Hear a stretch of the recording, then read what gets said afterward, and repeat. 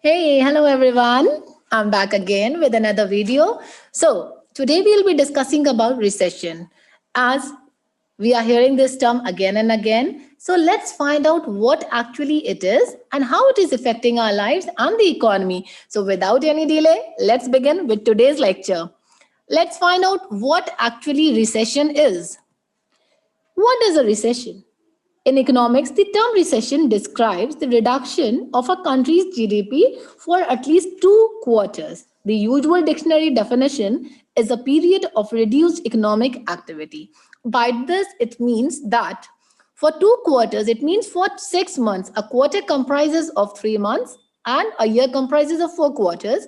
So it means that if for 6 months the GDP is falling, it just shows that the economy is running into recession. Recession is a situation when the economy is running into losses, the business have started running into losses, there is completely decline in the production level, and the level of employment is falling down. So these are the factors which affect or define that the economy is heading towards the level of recession.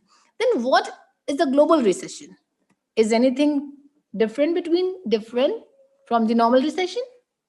There is a minor difference. The only difference is when the recession or the economic slowdown is taking place within the boundaries, it is a national recession or a recession. But when it goes beyond the boundaries, or it reaches to other nations, it is known as global recession, but the factors remains the same irrespective of the fact whether it's a recession or a global recession. This is the situation we are witnessing right now. So I thought it would be the best thing to let everyone know what actually it is. We have been hearing this word now and then, so let's see what it is.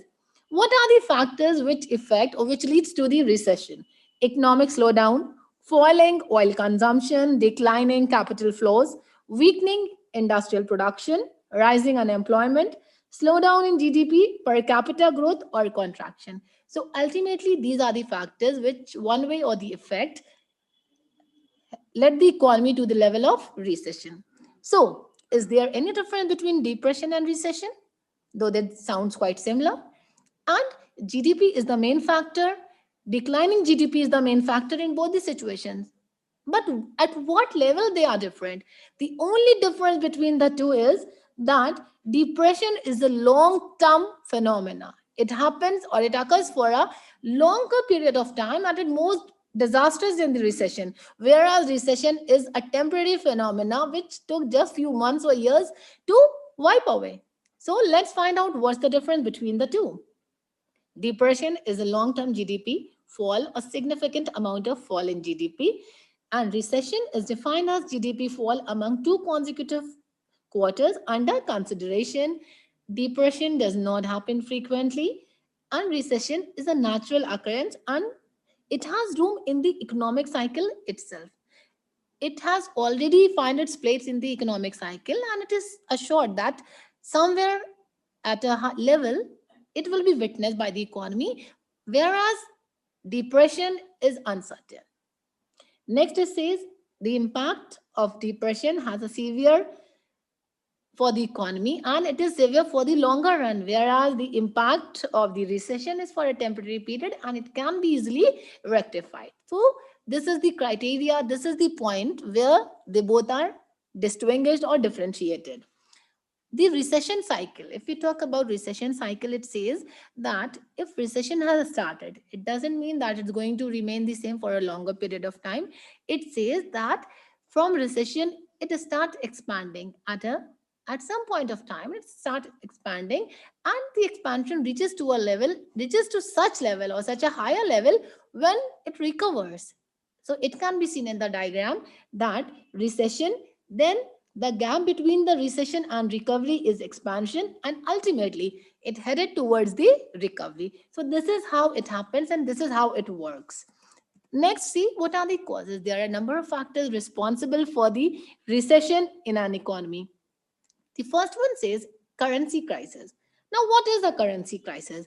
Currency crisis is a situation when an economy is not certain or not sure whether the central bank of the country has enough foreign exchange reserves to manage the foreign exchange.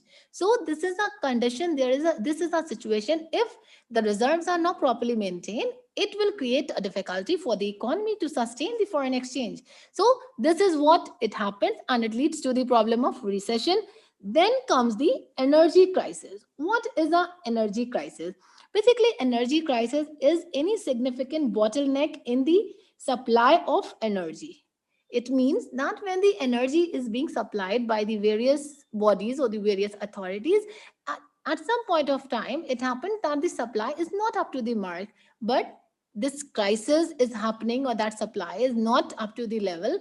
But there must be some reasons. The reasons behind that is that maybe the taxes have been really high, or it has been the regulation of the energy body, or the nationalization of the body. So all these factors maybe have led to this situation. Then happens war. War is also one of the reason for the energy crisis. So in case if a war is broke out in any of the nations, there is a great difficulty for the nation to come out of that trauma, because it results in the loss of manpower, equipments, everything, disaster of everything. So it is heading towards the level of recession. Then comes underconsumption. Underconsumption, when the production of the goods and services are not at all consumed, are not at all consumed or preferred by the consumers, it is known as underconsumption. But why does it happen? The reason behind it may be the prices of that commodities or the things are really high, which consumer find not bearable, or which they believe it's not that level, it's not up to that level that they should invest this much. So it leads to under consumption. Then comes overproduction. At times what happen in an economy, that the producers are not aware, not well versed with the fact that whatever they are supplying is going to be liked or appreciated by the consumers or not. Or maybe sometime it happens that though have supplied the things which are being liked by the consumer, but the consumer is at a point where they are not having enough resources. They're not having enough funds, so they are not going to purchase that commodity or that thing. So it leads to overproduction. Then comes financial crisis. Financial crisis, it is basically the situation in which some financial assets suddenly lose its worth or value.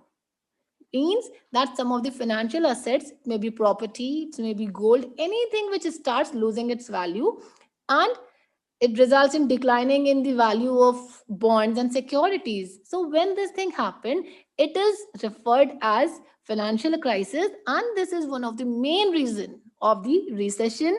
Then lastly comes the prices of fuels. What happened? When the global demand for the oil has increased, now what happened? The other countries are going to witness a higher price for the fuel. So what happened? The people are suffering. So these are the factors which are affecting the economy, or which are leading to the level of recession. So now the question arises, if these are the causes, these are the reasons behind the recession, what are the ways how we can come out of these?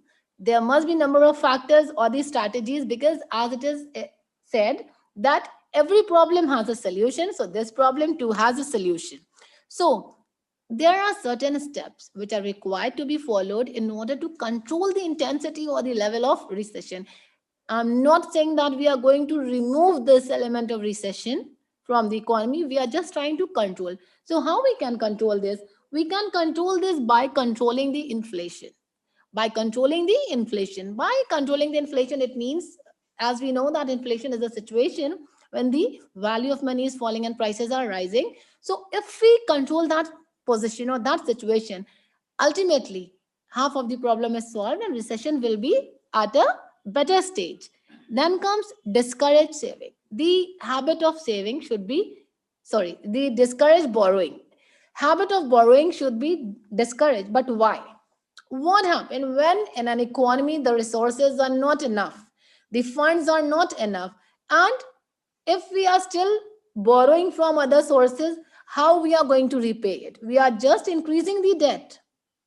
What we are doing, we are just increasing the debt. So it's better to discourage borrowing.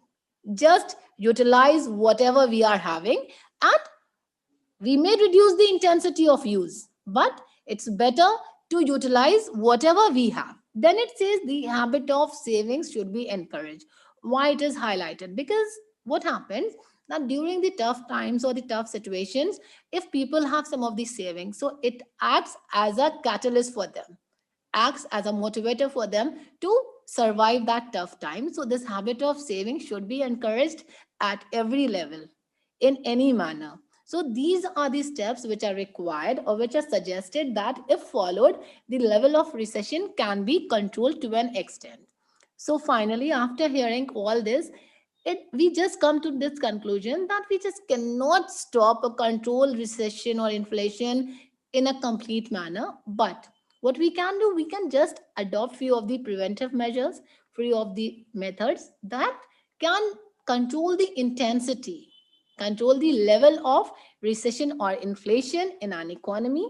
So it says, it can be said that both inflation and recession are part of business cycle which we cannot fully control. As I already said, we can only take preventive measures and monitor their impacts and invest wisely. So this is the only remedy that we should adopt. These are few of the ways, few of the methods that if we incorporate it into our lives, into our economy, then definitely this period, this phase will surely pass away. So, with this, we reach to the conclusion of this topic. I hope it must have cleared all your doubts, all your confusion. But in case if you are having any doubt or any confusion, please feel free to write into me or do let me know that what are the things that you are not understanding.